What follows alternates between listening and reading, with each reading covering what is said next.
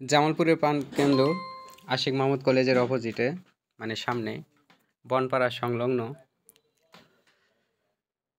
কবরস্থান যে রয়েছে, সেই পাশ দিয়ে রাস্তা দিয়ে আলোকসজ্জায় সজ্জিত করা হয়েছে শবে বরাত উপলক্ষে। আপনারা দেখতেই পাচ্ছেন। আমি গিয়েছিলাম সন্ধ্যার সময়, তখন তেমন একটা মানুষের সমাগম নেই।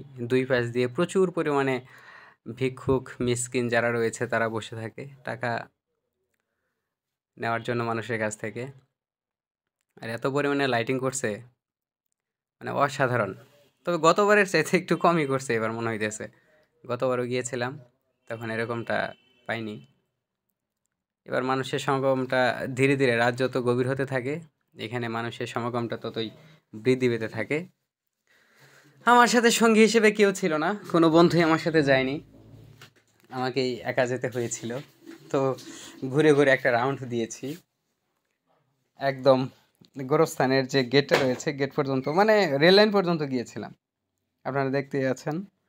এই তো আমি সামনের দিকে গুটি গুটি পায়ে এগুচ্ছি, আর বিভিন্ন ধরনের গাড়ি যাচ্ছে। অনেক চাপ ছিল গাড়ির একটা সময়, ভিড়ের মধ্য দিয়ে আমি একদম বুলেট গতিতে হাঁটতেছিলাম। গাড়ি ঘোড়া যাইতেছে আর ভিক্ষুকরা এমন ভাবে বসে আছে। কিন্তু সবচেয়ে বেশি খারাপ লাগছে একটা ব্যাপার, যে অনেক মহিলা পুরুষ যারা কোরআন শরীফকে সামনে নিয়ে এই ধুলাবালিময় অবস্থাতে বসে তারা কোরআন তিলাওয়াত করতেছে আর কোরআন পড়তেছে, এটাই বড় কথা না। তারা টাকা নিতেছে মানুষের কাছ থেকে, এটাই বড় কথা। আর কোরআনটাকে খুলে রাখছে। খুবই অসম্মান করা হচ্ছে আমাদের পবিত্র ধর্মগ্রন্থ আল কোরআনকে।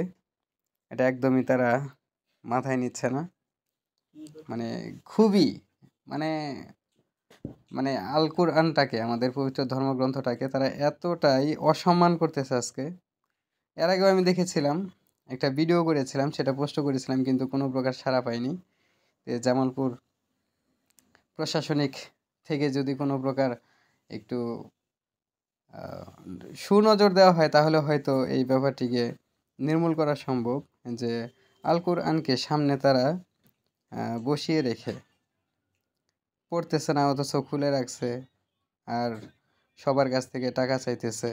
এটা আসলে ঠিক না। আল কোরআনটাকে ওইভাবে পথের মধ্যে খুলে রাখা, বন্ধ করে রাখুক বা এরকম একটা অপবিত্র জায়গাতে রেখে দেওয়া একদমই অনুচিত।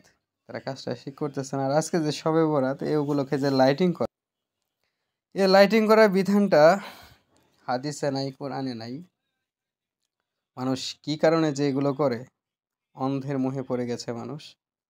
সারাটা রাত এইভাবে তারা ঘোরাফেরা করবে, কোনো প্রকার নামাজ কালাম তো কোনো কিছু নাই। ঘোরাফেরা করবো আর দেখবো যে কত মানুষ আসছে, কি করতেছে না করতেছে।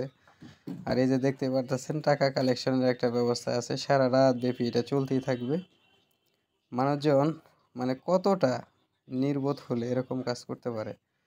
আরে তোমরা এ সমস্ত বাদ দিয়ে বেশি না, রাত 2টা 3টা পর্যন্ত মসজিদে গিয়ে একটু রাত জাগো, অথবা যারা মসজিদে যেতে পারতেছো না বা যাইতে ইচ্ছুক না, তো রাত জাগার তো বিভিন্ন ওয়ে আছে, ঘরেও তো রাত জাগা যায়। এইভাবে ঘুরে ঘুরে সারাটা রাত ঘুরে ফিরে মানুষের আশেপাশে মানুষের ঘুম নষ্ট করে এই সমস্ত করাটা আসলে একদমই আহ, অনুচিত, মোটেই ঠিক নয়। একদম রেল লাইন পর্যন্ত চলে গেছে মানুষের এই কোলাহল। ধীরে ধীরে ধীরে ধীরে বাড়তেছে, ধীরে ধীরেই বাড়তেছে। তো আমি গিয়েছিলাম মূলত এটা দেখার উদ্দেশ্যে যে কি কি ধরনের অনুচিত কাজগুলো এখানে হয়ে থাকে। দুই পাশ দিয়ে দোকানপাট বসবে, এটা স্বাভাবিক, কিন্তু ওই যে মাঝে মাঝে যে অনৈতিক কাজগুলো হয়, আল কোরআনটাকে তারা এইভাবে অপমান করতেছে, এই বিষয়টাই সবচেয়ে বেশি খারাপ। আর রাত জেগে অহেতুক এখানে ঘোরাফেরা করা আমি অবাঞ্ছিত মনে করি। তারা চাইলেই কিন্তু মসজিদে গিয়ে নামাজ আদায় করতে পারে, আল্লাহ তাআলার সান্নিধ্যে যেতে পারে। যেহেতু রহমত মাগফিরাত এখানে রয়েছে, আল্লাহ তাআলা রহমত দিবেন, আল্লাহ তাআলা মানুষদেরকে ক্ষমা করে দিবেন এই রাত্রি। তো এই রাতটাতে একটু বেশি বেশি নামাজ আদায় করার জন্য সবাইকে চেষ্টা করা উচিত। কিন্তু সারা রাত ভেবে এখানে ঘোরাফেরা করে, এইভাবে আশেপাশে মানুষের ঘুম নষ্ট করে রাত জাগনাটাকে এইভাবে বৃথা চেষ্টায় নিয়ে যাওয়াটা একদমই ঠিক হচ্ছে না। তো আশা করি আপনারা সকলে বুঝতে পেরেছেন। তো সবাই ভালো থাকবেন। আল্লাহ হাফেজ।